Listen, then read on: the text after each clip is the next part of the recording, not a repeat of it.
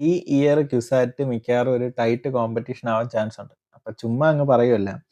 ഒന്നാമത്തെ കാര്യം എന്ന് വെച്ച് കഴിഞ്ഞാൽ കുറെ പേര് കോളേജ് ഡ്രോപ്പ് ഔട്ട് ചെയ്ത് ക്യുസാറ്റിന് വേണ്ടി നോക്കുന്നുണ്ട്. അത് ഞാൻ സാധാരണ അങ്ങനെ കണ്ടിട്ടില്ല. കോളേജ് കയറിയിട്ട് കോളേജ് ഡ്രോപ്പ് ഔട്ട് ചെയ്തിട്ട്.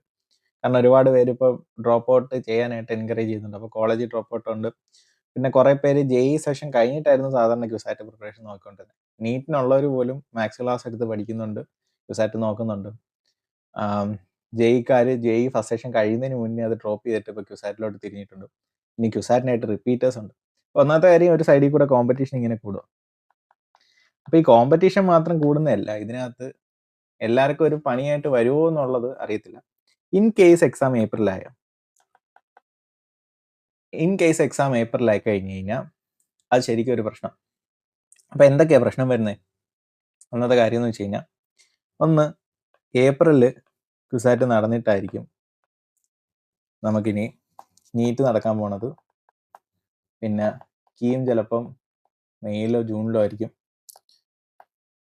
അങ്ങനെ കുറേ കാര്യങ്ങൾ വരും. അപ്പം ശരിക്കും പറഞ്ഞു കഴിഞ്ഞാൽ ബാക്കി എക്സാം നടക്കുന്ന സമയത്ത് ക്യുസാറ്റ് അലോട്ട്മെന്റ് വന്നു കഴിഞ്ഞ് കഴിഞ്ഞാൽ ക്യുസാറ്റിന്റെ സീറ്റ്സ് ഫില്ല. അപ്പം മെയിനായിട്ടും കീമിന് നടക്കത്തേ ഉള്ളൂ. അപ്പൊ കീം കിട്ടുന്ന ആളുകൾ എന്ത് ചെയ്യും? ഇനി കീം കിട്ടിയില്ലല്ലോ, അല്ലെങ്കിൽ നീറ്റുകാരെന്ത് ചെയ്യും? നീറ്റിന്റെ എക്സാമിന് നടക്കുന്നേ ഉള്ളൂ, എന്ത് ചെയ്യും? എല്ലാവരും സീറ്റ് ഹോൾഡ് ചെയ്യും. എന്ന് വെച്ചാൽ അത് കിട്ടിയില്ലെങ്കിൽ ഇതിവിടെ ഉണ്ടല്ലോ എന്നുള്ളത്. അപ്പൊ എൻ്റെ കേസും എനിക്ക് ക്യുസാറ്റ് വന്നിട്ടും ഞാൻ എന്താണ്, എനിക്ക് ടി കെമിൽ കിട്ടിയ അന്ന് ഞാൻ എൻ്റെ സീറ്റ് എന്താണ് ക്യാൻസൽ ചെയ്ത് റീഫണ്ട് എടുത്തു. അപ്പോൾ അത് കിട്ടുന്നവരെ ഞാൻ ഹോൾഡ് ചെയ്ത് വെച്ചു. അപ്പോൾ അവിടെ അൺവാണ്ടഡ് ആയിട്ട് സീറ്റ് കിടക്കും. അപ്പോൾ ഒന്നാമത്തെ കാര്യം കട്ട് ഓഫ് ഹൈ ആണ്. അപ്പം നിങ്ങൾക്ക് അടുത്ത ക്വസ്റ്റ്യൻ, കട്ട് ഓഫ് ഹൈ ആകുമ്പോഴത്തേക്കും എന്താണ് പ്രശ്നമില്ലല്ലോ, ഒരു നീറ്റും ഒക്കെ കഴിഞ്ഞ് കഴിഞ്ഞാൽ വരത്തില്ല. ഒരു കാര്യമുണ്ട്, നേരത്തെ വിട്ട് അലോട്ട്മെന്റ് എല്ലാം കഴിഞ്ഞ് കഴിഞ്ഞാൽ ഇവിടെ ക്ലാസ് തുടങ്ങും. ക്ലാസ് തുടങ്ങി കഴിഞ്ഞാൽ നിങ്ങൾക്ക് എന്താണ് റീഫണ്ട് കിട്ടത്തില്ല. അപ്പോൾ എല്ലാവരും കുറേ പേര് എന്താണ് അവിടെ തന്നെ കണ്ടിന്യൂ ചെയ്ത് പോകും.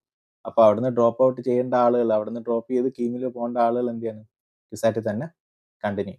അപ്പം അങ്ങനെ നോക്കുമ്പോഴത്തേക്ക് എന്താണ് ക്യുസാറ്റിന്റെ കോമ്പറ്റീഷൻ എന്തായി? ടൈറ്റ്.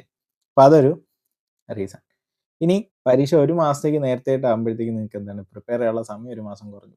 അതായത് ഇപ്പം നോക്കുമ്പോഴത്തേക്കും ജനുവരി, ഫെബ്രുവരി, മാർച്ച്, ഏപ്രിൽ, മെയ് വരെ 4 മാസം കിട്ടുന്ന നേരെ ഏപ്രിൽ വരെ ആകുമ്പോൾ പിന്നെയും 3 മാസമായിട്ട് കുറയും. അപ്പം ഇങ്ങനെ ഒരു സിറ്റുവേഷൻ വന്നു കഴിഞ്ഞ് കഴിഞ്ഞാൽ ഉള്ള കാര്യം എന്ന് വെച്ച് കഴിഞ്ഞാൽ ക്യുസാറ്റ് നിങ്ങൾ വിചാരിക്കുന്നതിനേക്കാളും ടൈറ്റ് ആവും. കാരണം നീറ്റ് കിട്ടേണ്ടിയിരുന്നത് അവിടെ കാണും, കീം കിട്ടേണ്ടത് സീറ്റിലൊക്കെ പോകേണ്ടവരും അവിടെ തന്നെ ഹോൾഡ് ചെയ്യും.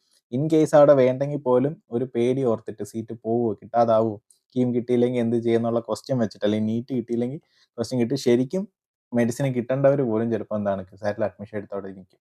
അപ്പോൾ അത് ഈ അലോട്ട്മെന്റ് കഴിയുന്നത് ഒരു പ്രശ്നം. അപ്പം അങ്ങനെ നോക്കുവാണെങ്കിൽ എക്സ്പെക്റ്റഡ് കട്ട് ഓഫ് കൂടാം, ഇങ്ങനെ ഒരു റീസൺ ഇവിടെ കൊണ്ടെങ്കിൽ. ഇതൊക്കെ ഒരു പ്രഡിക്ഷൻ ആണ്. അപ്പം അത് എക്സാമിന്റെ ഒക്കെ ഡേറ്റ് അനുസരിച്ച് വരത്തുള്ളൂ. നമുക്ക് അറിയത്തില്ല എങ്ങനെയായിരിക്കും എക്സാമിന്റെ ഡേറ്റ് വരുന്നത് എന്നുള്ളത്. അപ്പോൾ എക്സാമിന്റെ ഡേറ്റ് അവർ ഷെഡ്യൂൾ ചെയ്തേക്കുന്നത് ഇങ്ങനെയാണ്. സപ്പോസ് ഏപ്രിലിൽ ക്യുസാറ്റ് കഴിഞ്ഞു, നമുക്കറിയത്തില്ല. അങ്ങനെ കഴിഞ്ഞിട്ട് ഇനി മെയ്യിൽ അലോട്ട്മെന്റ് എല്ലാം തീർന്ന് ക്ലാസ് തുടങ്ങി കഴിഞ്ഞാൽ ബാക്കി എക്സാംസിന്റെ ഒക്കെ റിസൾട്ട് വരുന്നത് തന്നെ ജൂണിലായിരിക്കും. അപ്പം അന്നേരം ഇവിടെ ക്ലാസ് തുടങ്ങി, സീറ്റ് എല്ലാം ഫില്ലായി, അലോട്ട്മെന്റ് എല്ലാം കഴിഞ്ഞു, എല്ലാവരും ഫീസ് ഒക്കെ അടച്ച് കണ്ടിന്യൂ ചെയ്തുകൊണ്ടിരിക്കുന്ന ഒരു സിറ്റുവേഷൻ ആയിരിക്കും അവിടെ വരാൻ പോകുന്നത്. അങ്ങനെ നോക്കുവാണെങ്കിൽ പിന്നീട് ഒരു ഇഷ്യൂ ആയിരിക്കും. അപ്പം ഇത് ജസ്റ്റ് ഒരു എന്താ പറയണ്ടേ, കുറച്ച് പേര് എൻ്റെ അടുത്ത് ചോദിച്ച കാര്യം, ഇങ്ങനെ അറിഞ്ഞു എന്നുള്ളത് പോലും കുറേ പേര് എൻ്റെ അടുത്ത് കറക്റ്റായിട്ട് പറഞ്ഞിട്ടുണ്ട്. അപ്പം ഇത് ശരിയാണ് ഈ ഇൻഫോർമേഷൻ എങ്കിൽ ഇങ്ങനെ ഒരു കാര്യം നടക്കും. പക്ഷേ അല്ലെങ്കിൽ കുഴപ്പമില്ല, നമുക്ക് നോർമലി മെയിൽ നടക്കുന്ന കണക്കാണെങ്കിൽ പ്രശ്നമൊന്നുമില്ല.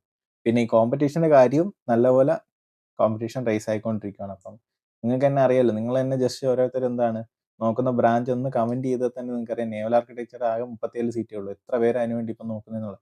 അപ്പോൾ അത്രയും കോമ്പറ്റീഷൻ ആയി, എക്സാം നല്ല ടൈറ്റ് ആയിക്കൊണ്ടിരിക്കുക. അതായത് ഞാൻ ഒരിക്കലും എക്സ്പെക്ട് ചെയ്തില്ല ഇങ്ങനെ ഒരു ചേഞ്ച് ക്യുസാറ്റിൻ്റെ കാര്യത്തിൽ. നിങ്ങളത് നോക്കുക.